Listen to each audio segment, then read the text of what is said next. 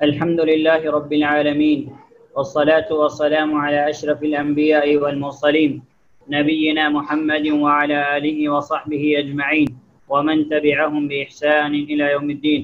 أما بعد، أعوذ بالله السميع العليم من الشيطان الرجيم من همزه ونفخه ونفثه. إنا كل شيء خلقناه بقدر. وقال النبي صلى الله عليه وسلم: وتؤمن بالقدر خيره وشره، او كما قال النبی صلی اللہ علیہ وسلم. اللہ سبحانہ و تعالیٰ آپ سب پر اپنی رحمتیں نازل فرمائے، اور اللہ سبحانہ و تعالیٰ آپ کی رہنمائی، اطاعت اور خیر کی طرف فرمائے، اور اللہ سبحانہ و تعالیٰ آپ کو توحید پر، سنت پر استقامت نصیب فرمائے، اور توحید و سنت پر اللہ سبحانہ و تعالیٰ آپ کو اور ہم کو اس موت نصیب فرمائے. آمین یا رب العالمین. آج کے اس درس میں ہم ایمان کا جو چھٹا رکن ہے، تقدیر پر ایمان لانا، اس کو انشاءاللہ پڑھیں گے. سب سے پہلی بات یہ ہے کہ تقدیر سے مراد کیا چیز ہے. یعنی اگر ہم کہتے ہیں کہ تقدیر، تو تقدیر سے مراد کیا چیز ہے. تو سب سے پہلے ہم یہ سمجھتے ہیں کہ تقدیر کس کو کہتے ہیں. تقدیر کس کو کہتے ہیں، یہ چیز سمجھتے ہیں. تقدیر سے مراد وہ چیز ہے جو اللہ سبحانہ و تعالی نے اپنے سابق سے مراد اللہ سبحانہ و تعالیٰ کا جو علم ہے، یہ پہلے سے ہے، ہمیشہ سے ہمیشہ رہے گا.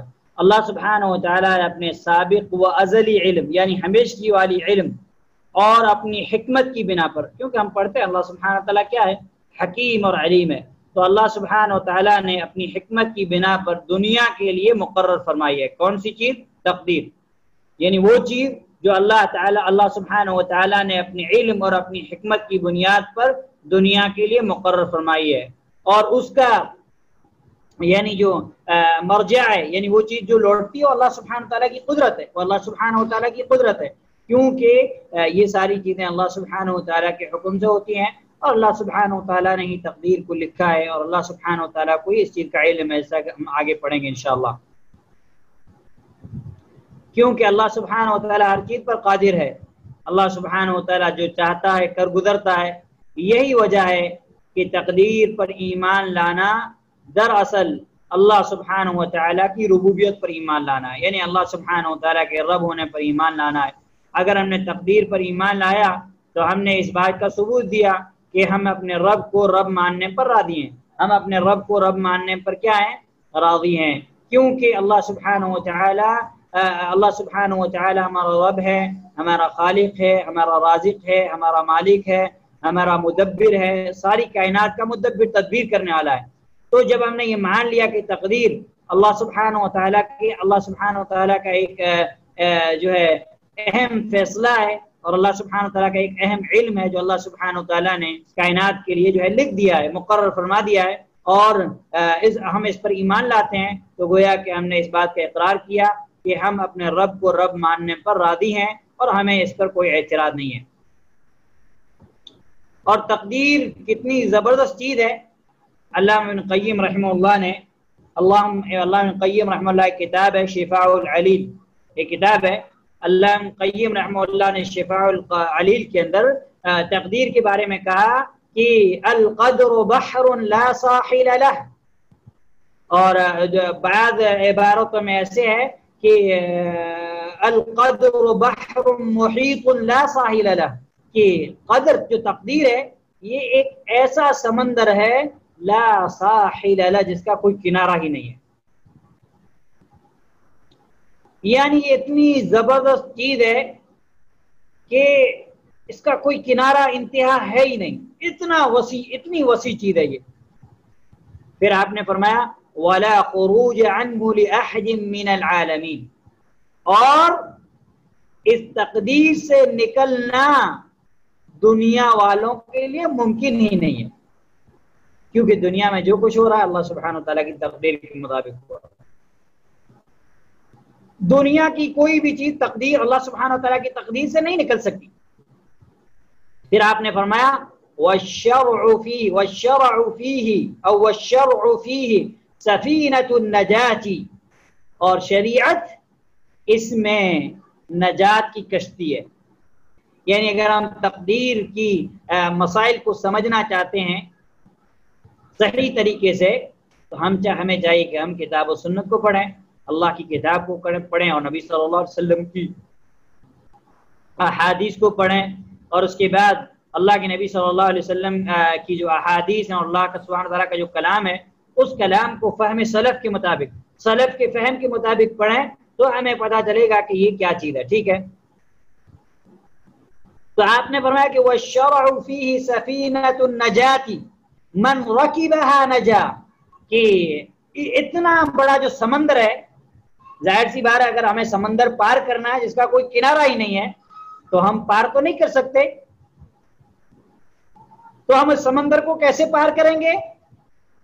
آپ نے فرمایا اس سمندر کو اگر آپ کو پار کرنا ہے تو آپ کے پاس ایک کشتی ہے، اور وہ کشتی کس چیز کی ہے؟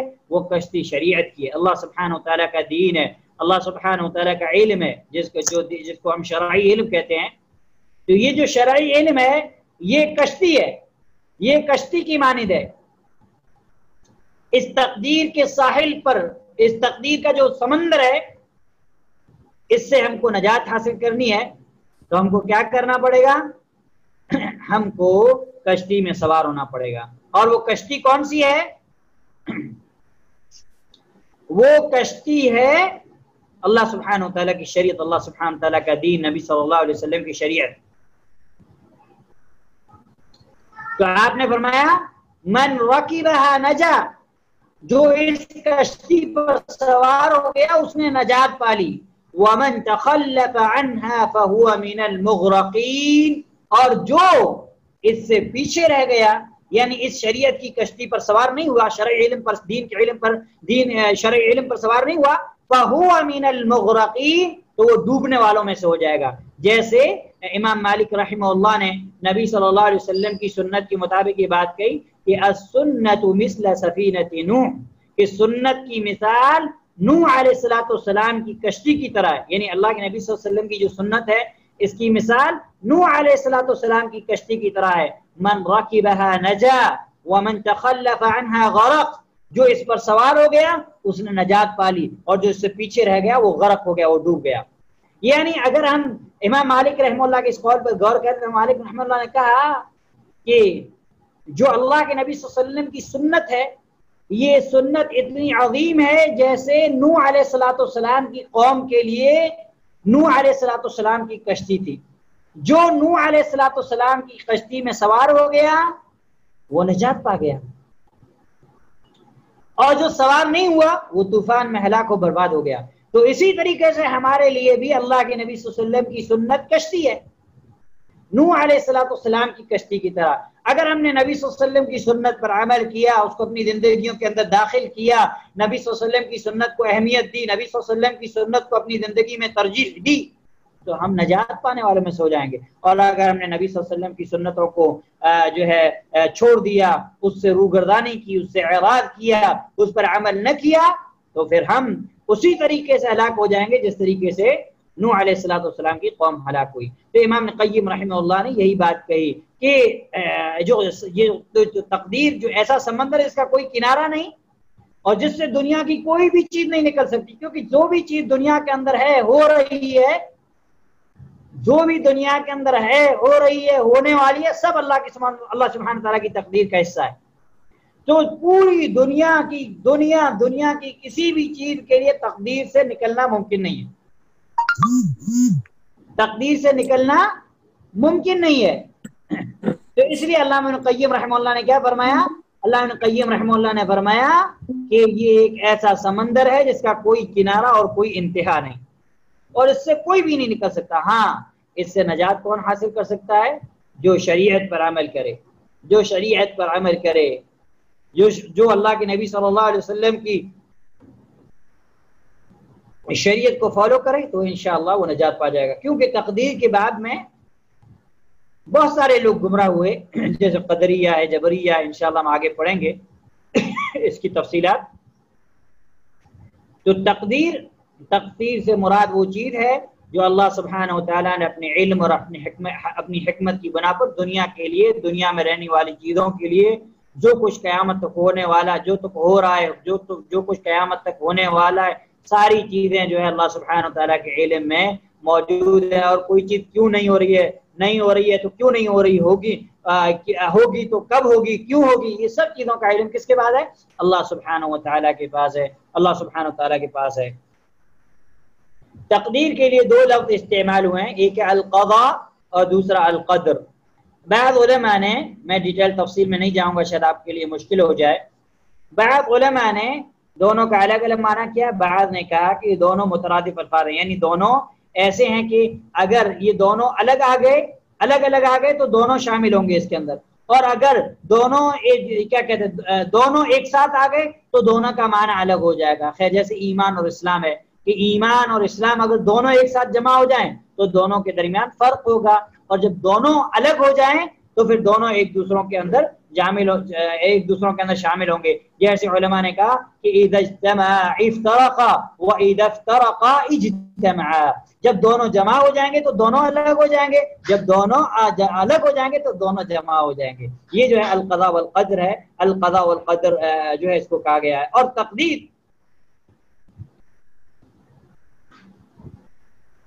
اللہ سبحانہ و تعالیٰ کا علم ہے، اور آگے ہم تقدیر کے مراتب پڑھیں گے تو انشاءاللہ وہ چیز ہم کو سمجھ میں آ جائے گی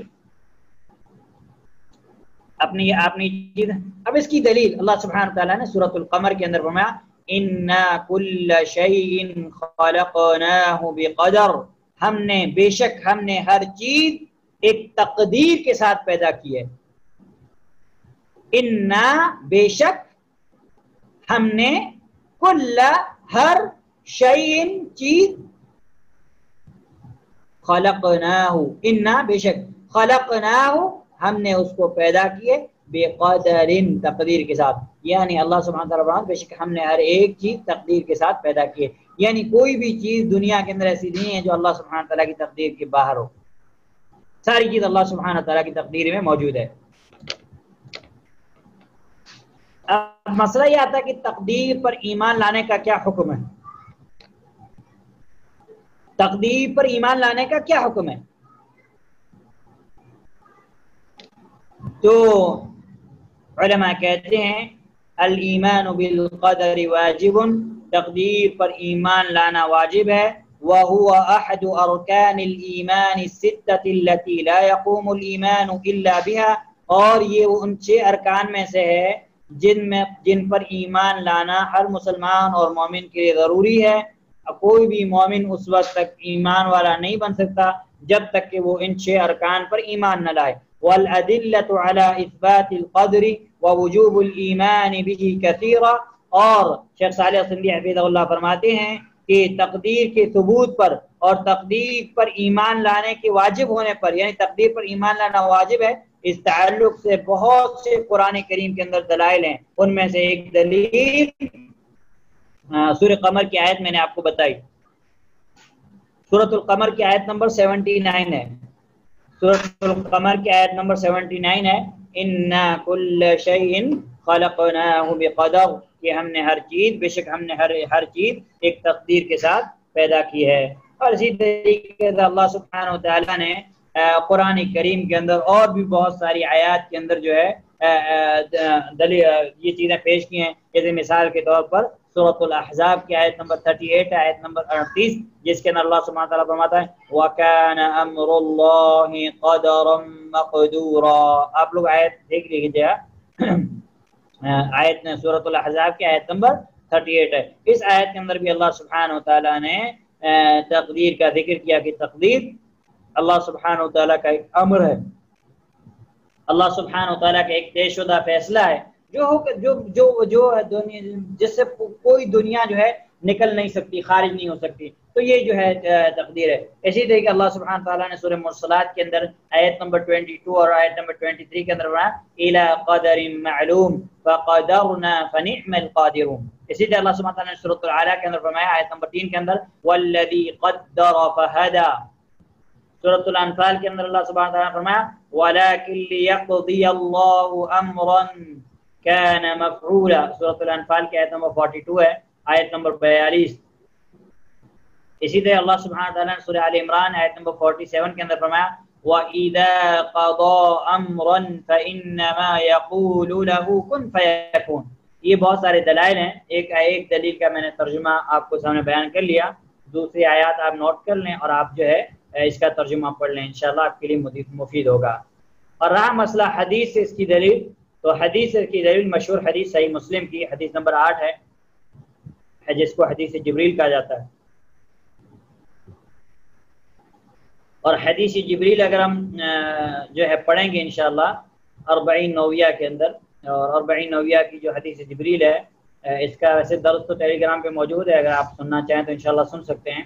حدیث جبریل بہت عظیم حدیث ہے جس کے اندر اللہ سبحانہ تعالیٰ نے دین کے 3 مراتب کا ذکر کیا ہے، اور علماء کرام نے، محدثین نے حدیث جبریل کے تعلق سے محدثین کے جو اقوال ہیں وہ اقوال بھی جو ہے ہم نے ان دروس کے اندر بیان کیے تھے، خیر ہم اس تفصیل میں نہیں جائیں گے۔ حدیث جبریل کے اندر جب جبریل علیہ السلام نے اللہ کے نبی صلی اللہ علیہ وسلم نے پوچھا، اللہ کے نبی صلی اللہ علیہ وسلم نے پوچھا فَأَخْبِرْنِي عَنِ الْإِيمَانِ کہ مجھے ایمان کے بارے میں خبر دیجئے، تو اللہ کے نبی صلی اللہ علیہ وسلم نے فرمایا ان تؤمن باللہ، ایمان یہ ہے کہ تم اللہ پر ایمان لے آؤ، وَمَلَائِكَتِهِ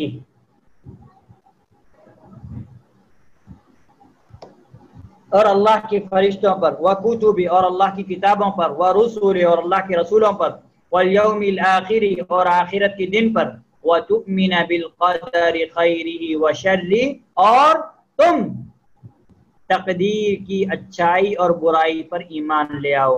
تو جبرائیل علیہ السلام نے کہا صدقت کہ اللہ کے نبی صلی اللہ علیہ وسلم آپ نے سچ کہا۔ اور اس پر حضرت عمر رضی اللہ تعالیٰ عنہ کے وہ مشہور الفاظ کہ فعجبنا له يسأله ويصدقه کہ ہم نے اس سائل پر تعجب کیا کہ یہ کیسا سائل ہے سوال کرنے والے کہ سوال بھی پوچھ رہا ہے، جب جواب مل رہا ہے تو کہہ رہا ہے کہ آپ نے سچ کہا۔ اگر اس کو پہلے سے معلوم تھا تو یہ سوال کیوں کر رہا ہے، اور اگر نہیں معلوم تھا تو پھر یہ ایسا کیوں کہہ رہا ہے کہ آپ نے سچ کہا۔ تو حضرت عمر رضی اللہ تعالیٰ عنہ نے یہ بات جو ہے بیان کی، لمبی جو آپ حدیث پڑھیں گے تو آپ کو یہ چیز مل جائے گی۔ اب اس حدیث کا نا آپ دیکھیں، غور، حدیث کے اندر غور کرنا بہت ضروری ہے۔ اللہ کے نبی صلی اللہ علیہ وسلم نے 5 ارکان کا ذکر کیا، شروع میں ایمان کے لفظ کا استعمال کیا، ان تؤمن باللہ کہ تو ایمان لاؤ اللہ پر، فرشتوں پر، کتابوں پر، رسولوں پر، آخرت کے دن پر۔ لیکن جب اللہ کے نبی صلی اللہ علیہ وسلم نے تقدیر کا ذکر کیا تو آپ صلی اللہ علیہ وسلم نے پھر ایمان کا لفظ ریپیٹ کیا، وَتُؤْمِنَ بِالْقَدَرِ خَيْرِهِ وَشَرِّهِ۔ ویسے جو 5 ارکان تھے ان کے لیے اللہ کے نبی صلی اللہ علیہ وسلم نے ایک مرتبہ ہی اسٹارٹ میں، ابتدا میں آپ صلی اللہ علیہ وسلم نے کہا کہ ان تؤمن باللہ وملائکتہ وکتبہ ورسلہ والیوم الآخر، لیکن جب تقدیر کی بات آئی تو آپ صلی اللہ علیہ وسلم نے پھر فرمایا وتؤمن بالقدر خیرہ وشرہ۔ تو شیخ صالح سندھی حفظہ اللہ فرماتے ہیں کہ اللہ کے نبی صلی اللہ علیہ وسلم کے اس جملے کے اندر آپ غور کرو کہ اللہ کے نبی صلی اللہ علیہ وسلم نے تؤمن جو لفظ ہے اس کا تکرار کیا، یعنی اس کو دوبارہ کہا کس وقت؟ تقدیر پر ایمان لانے کے وقت۔ تو شیخ صالح سندھی حفظہ اللہ فرماتے ہیں کہ یہ دلیل ہے کہ تقدیر پر ایمان لانا انتہائی اہم ہے، اس لیے اللہ کے نبی صلی اللہ علیہ وسلم نے جب تقدیر کا ذکر کیا تو پھر ایمان کے لفظ کا یعنی جو ہے کلمۃ تؤمن کا ذکر کیا۔ یہ حدیث آپ کو صحیح مسلم میں، تو ویسے اس کا حدیث نمبر جو ہے 8 ہے، لیکن جیسے ابھی سب کے پاس صحیح مسلم نہیں رہتی ہے، اور امام مسلم کا مقدمہ وغیرہ بھی ہے، اور پھر امام مسلم رحمہ اللہ کئی احادیث کو ایک سند کے ساتھ حدثنا پھر تحویل سند کرتے ہیں جو حدیث کے درمیان، تو نمبرات میں جو ہے مختلف ہوئے، بعض لوگوں نے جو ہے جو 2-3 سندوں سے امام مسلم رحمہ اللہ نے ذکر کیا اس کو ایک ہی نمبر دیا، بعض نے جو ہے الگ الگ نمبر دیا۔ خیر جیسا کہ ہم سنتے ہیں ابو ہریرہ رضی اللہ تعالیٰ عنہ کے بارے میں کہ ابو ہریرہ رضی اللہ تعالیٰ عنہ سے ٹوٹل جو حدیث ہیں وہ 5234 یا 5000 کے اوپر جو بھی ہیں اتنی احادیث مروی ہیں، حالانکہ وہ اتنی احادیث نہیں ہیں، اتنی اسانید ہیں، اتنی سند ہیں، حدیثیں اتنی نہیں ہیں۔ تو محدثین کے یہاں ایک تھا، اسی طریقے آپ نے کسی محدث کے بارے میں کہا کہ فلاں محدث کو کئی لاکھ حدیثیں تھیں، اس کے مراد حدیث کی سندیں تھی، ایک ہی حدیث کئی سند سے محدث کے پاس تھی تو اس کو ایک شمار کیا گیا۔ تو خیر اگر آپ اسلام 360 وغیرہ آپ اس حدیث کو تلاش کرنا جائیں گے، حدیث جبریل کو، تو آپ کو 93 یا 99 نمبر پہ مل جائے گی، 93 یا 99 نمبر پہ آپ کو یہ حدیث جو ہے مل جائے گی انشاءاللہ۔ تو یہ جو ہے تقدیر پر ایمان لانے کا ایک جو ہے اہم جو ہے مسئلہ ہے کہ ہم تقدیر پر ایمان لائیں گے، اور تقدیر پر ایمان لانا کتنا ضروری اور کتنا اہم ہے۔ اس کے علاوہ دو اور احادیث ہیں جو انشاءاللہ ہم کل کے درس کے اندر بیان کریں گے۔ آج کی درس کے اندر کیونکہ میں زیادہ مطالعہ نہیں کر پایا، اور میرا اصول ہے کہ میں کوئی بھی چیز پڑھاتا ہوں بغیر مطالعے کے نہیں پڑھاتا۔ میں اس بھلے ہی مجھے وہ چیز آتی ہو، لیکن میں اس سے پہلے اس کا مطالعہ کرتا ہوں۔ اگرچہ تقدیر کا مسئلہ ہم کچھ دن پہلے ہی پڑھ چکے ہیں، لیکن پھر بھی میرا یہ اصول ہے، کیونکہ یہ امانت ہے، یہ مطلب علم جو اللہ سبحانہ وتعالیٰ کا علم دین ہے، امانت ہے۔ ہمیں یہ فکر کرنی چاہیے کہ ہم اللہ سبحانہ وتعالیٰ کے دین میں کوئی ایسی بات ایڈ نہ کر دیں جو اللہ سبحانہ وتعالیٰ نے نہیں کیا، اللہ کے نبی صلی اللہ علیہ وسلم ثابت نہیں، یا سلف کے فہم کے خلاف ہو۔ تو میری ہمیشہ یہ کوشش رہتی ہے کہ میں مطالعہ کروں، خود پہلے سمجھوں، اور اس کے بعد آپ کو سمجھانے کی کوشش کروں۔ تو یہ چیزیں جو تھی یہ آج ہم نے پڑھی، پھر انشاءاللہ کل اس تعلق سے دو اور احادیث ہیں، ان احادیث کو انشاءاللہ ہم پڑھیں گے تقدیر کے تعلق سے، اور اس کے بعد ہم تقدیر کے جو مراتب ہیں، تقدیر کے جو مراتب ہیں، تقدیر کے 4 مراتب ہیں، وہ انشاءاللہ تقدیر کے مراتب جو ہے ہم پڑھیں گے انشاءاللہ۔ آخر میں اہل السنہ والجماعہ کا جو عقیدہ ہے، معتقد اہل السنہ والجماعہ فی باب القدر، اہل السنہ والجماعہ سے مراد صحابہ اکرام، تابعین، تبع تابعین، اور اس کے بعد جو بھی ان کے منہج پر قائم رہے، اور قیامت تک جو لوگ ان کے منہج اور طریقے پر قائم رہیں گے، اس سے مراد وہ اہل السنہ والجماعہ۔ تو اہل السنہ والجماعہ کا تقدیر کے تعلق سے معتقد یعنی عقیدہ کیا ہے، اصول کیا ہے؟ تو شیخ صالح السندی حفظہ اللہ فرماتے ہیں کہ یؤمن اہل السنة والجماعة ان كل ما يقع في هذا الكون سواء كان من الاعیان او الافعال فهو داخل في علم الله وكتابته ومشیئته وخلقه۔ کہ اہل السنہ والجماعہ کا یہ عقیدہ ہے کہ وہ اس بات، اہل السنہ والجماعہ اس بات پر ایمان لیتے ہیں کہ اس کون کے اندر، اس دنیا کے اندر جو کچھ بھی ہونے والا، جو کچھ بھی ہو رہا ہے، چاہے ان کا تعلق اعیان سے ہو یا افعال سے ہو، کام وغیرہ سے ہو، یہ ساری چیزیں اللہ سبحانہ وتعالیٰ کے علم، اللہ سبحانہ وتعالیٰ کی کتابت سے مراد لکھنا، اور اللہ سبحانہ وتعالیٰ کی مشیت اور چاہت، اور اللہ سبحانہ وتعالیٰ کی خلق یعنی اللہ سبحانہ وتعالیٰ کی مخلوق ہے۔ تو یہ اہل السنہ والجماعہ کا ایک اہم عقیدہ ہے تقدیر کے تعلق سے۔ پھر اس کی تفصیل انشاءاللہ ہم آگے کے دروس میں پڑھیں گے، جو تقدیر کے 4 مراتب ہیں، العلم والکتابت والمشیت والخلق، اور اس کے دلائل وغیرہ انشاءاللہ ہم تفصیل کے ساتھ پڑھیں گے۔ اللہ سبحانہ وتعالیٰ سے دعا ہے کہ اللہ سبحانہ وتعالیٰ جو ہم چیزیں پڑھتے ہیں، اللہ سبحانہ وتعالیٰ ہم پر عمل کرنے کی ہمیں توفیق نصیب فرمائے، اور اللہ سبحانہ وتعالیٰ اس اہم مسئلے کو جو کہ بہت اہم مسئلہ ہے، اور تقدیر پر ایمان لانے کے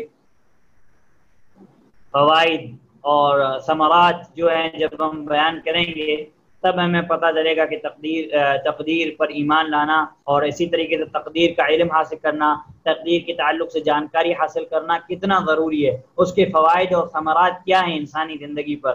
تو بہت سارے لوگ ایسے ہیں جو پریشان رہتے ہیں، مصیبت میں رہتے ہیں، بہت سارے مسائل رہتے ہیں، اور انہیں کوئی سہارا دینے والا نہیں، ان کی کوئی ہمت جو ہے بڑھانے والا نہیں، لیکن جب اللہ سبحانہ تعالیٰ کی تقدیر کو پڑھ لیتے ہیں تو ان کے سارے شکوے شکایت گلا دور ہو جاتے ہیں، کیونکہ انہیں یہ چیز سمجھ میں آ جاتی ہے کہ یہ اللہ سبحانہ تعالیٰ کی تقدیر ہے، جو ہو کر رہے گی۔ ہمارا کام ہے اسباب اختیار کرنا، کوشش کرنا، باقی دنیا کے اندر جو کچھ بھی ہو رہا ہے وہ اللہ سبحانہ تعالیٰ کی علم میں، اللہ سبحانہ تعالیٰ کی کتاب میں ساری چیزیں جو ہے لکھی ہوئی ہیں۔ تو انشاءاللہ جب ہم مکمل طریقے سے یہ پڑھ لیں گے تو ہمیں ہمارے خود کے اندر ایک عجیب سا احساس ہوگا، اور اللہ سبحانہ وتعالیٰ کے تعلق سے ہمارا ایمان اور زیادہ مضبوط ہو جائے گا، اور زیادہ مضبوط ہو جائے گا۔ پھر انشاءاللہ اس میں جو لوگوں کے شبہات ہیں، کہ جو لوگ یہ سوال کرتے ہیں کہ اللہ سبحانہ وتعالیٰ نے ہم کو مسلمان بنایا، مسلمان کے گھر میں پیدا کیا، ہم مسلمان ہیں،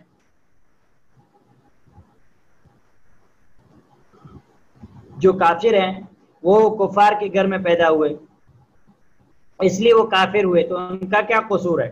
اور دوسری بات یہ کہ وہ تو تقدیر میں لکھا ہوا ہے، ہدایت اللہ سبحانہ تعالیٰ نے لکھی ہے، گمراہی لکھی ہوئی ہے، تو پھر پھر جو ہے ان لوگوں کو اللہ سبحانہ تعالیٰ سزا کیوں دے گا؟ اس میں جتنے بھی شبہات اور اشکالات ہیں انشاءاللہ یہ چیزیں بھی یہ سوالات، یہ شبہات اور ان کا رد بھی انشاءاللہ ہم مختصراً پڑھیں گے۔ اللہ سبحانہ تعالیٰ سے دعا ہے کہ اللہ سبحانہ تعالیٰ مجھے اور آپ کو توحید و سنت پہ زندہ رکھے اور توحید و سنت پر ہمارا خاتمہ فرمائے۔ وصلی اللہ علیہ وسلم وبارک علی نبینا محمد وعلی آلہ وصحبہ اجمعین۔